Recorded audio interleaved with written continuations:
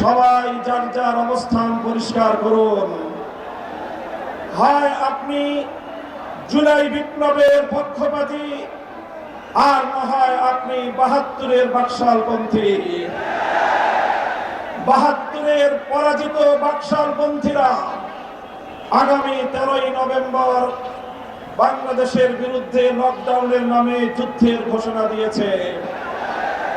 আমি ঘোষণা করতে চাই, 13ই নভেম্বর কোন বাকশালপন্থীকে বাংলার রাজপথে আমরা নামতে দেব না।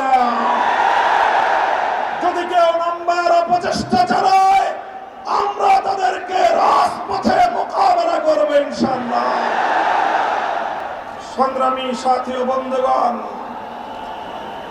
2024-এর জুলাই বিপ্লব সহস্রাধিক তাজা প্রাণের রক্তের বিনিময়ে অর্জিত এই বিপ্লব। এই বিপ্লবের ভিত্তিতে আগামী বাংলাদেশ পরিচালিত হওয়ার জন্যই ঐক্যমতের ভিত্তিতে জুলাই সনদ প্রণীত হয়েছে। এই জুলাই সনদ কোন কাগজের সনদ হিসেবে আমরা দেখতে চাই না। জুলাই সনদকে আমরা আগামীর বাংলাদেশের রূপরেখা হিসেবে দেখতে চাই। এই জন্য আমরা দলের পক্ষ থেকে বলেছি, অনতিবিলম্বে জুলাই সনদকে সরকারি আদেশের মাধ্যমে এর প্রাথমিক আইনি ভিত্তি প্রদান করতে হবে। এরপরে আগামী ত্রয়োদশ জাতীয় সংসদ নির্বাচনের পূর্বেই গণভোটের মাধ্যমে জুলাই সনদকে চূড়ান্ত আইনি ভিত্তি প্রদান করতে হবে। এর ব্যত্যয় হলে জুলাই বিপ্লব পন্থীরা বরদাস্ত করবে না, সেটা মানবে না। আমরা সুস্পষ্ট ঘোষণা দিতে চাই, আমাদের জুলাই যোদ্ধাদের, জুলাইয়ের বিপ্লবে শাহাদাত বরণকারী বীর শহীদদের রক্ত মারিয়ে জুলাই বিপ্লবের, জুলাই সনদ বাস্তবায়নের গণভোট ছাড়া বাংলার মাটিতে আমরা আর কোনো কিছুই হতে দেব না। আমি জানি না জাতীয় নির্বাচনের আগে জুলাই সনদ বাস্তবায়নের লক্ষ্যে গণভোট হলে কার কি সমস্যা, সেটা আমাদের বুঝে আসে না। আমাদের সমস্যা হলো, জুলাই সনদের গণভোট ছাড়া যদি জাতীয় সংসদ নির্বাচন অনুষ্ঠিত হতে থাকে, জাতীয় সংসদ নির্বাচন যদি তফসিল ঘোষণা হয়ে বাস্তবায়িত হয়, অনুষ্ঠিত হয়, সেখানে অনেকগুলো বড় বড় জটিলতার সৃষ্টি হবে। তার মধ্যে অন্যতম একটি হলো, দ্বিকক্ষ বিশিষ্ট জাতীয় সংসদের উচ্চ কক্ষ কিভাবে গঠিত হবে, কিভাবে রাজনৈতিক দলগুলো তাদের নির্বাচনী ম্যানিফেস্টো তৈরি করবে, জাতির সামনে তারা তাদের উচ্চ কক্ষের 100 সদস্যের তালিকা কিভাবে প্রকাশ করবে, এই সকল বিষয়ের কোনো সদুত্তর তাদের কাছে নাই।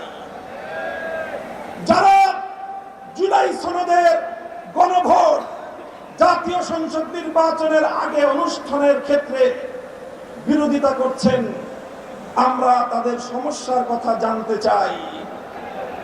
কোনো যুক্তি নাই, কোনো যুক্তি নাই। তারা জুলাই সনদের বাস্তবায়নকে ঠেকিয়ে দিয়ে বাংলাদেশে আবার ফ্যাসিবাদ কায়েম করবার ষড়যন্ত্র করছে। পরিষ্কার ঘোষণা করি, রক্ত দিয়ে যেই ফ্যাসিবাদ বিদায় করেছি, প্রয়োজনে আবার রক্তের সাগর প্রবাহিত হবে, বাংলার মাটিতে ফ্যাসিবাদ ফিরে আসবে না।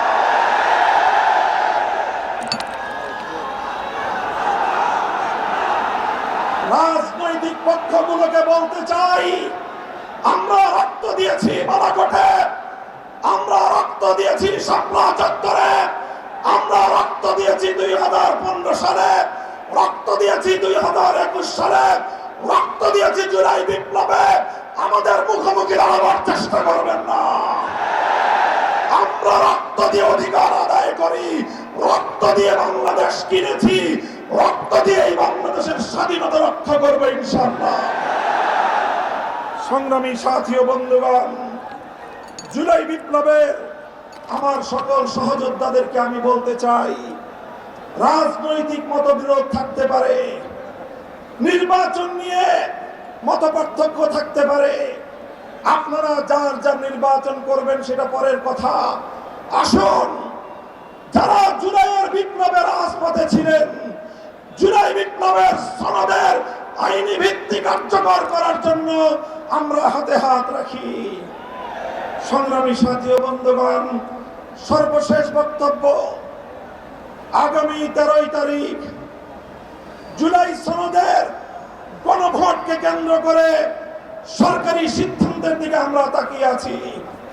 সরকার যদি জনগণের শান্তিপ্রিয় ভাষা বুঝতে ব্যর্থ হয়, আবার বলছি, সরকার যদি 8 দলীয় নেতৃবৃন্দের শান্তিপ্রিয় ভাষা বুঝতে ব্যর্থ হয়, যেই ভাষায় বললে সরকার বুঝবে, আমরা সেই ভাষাই প্রয়োগ করব, সেই কর্মসূচি ঘোষণা করব।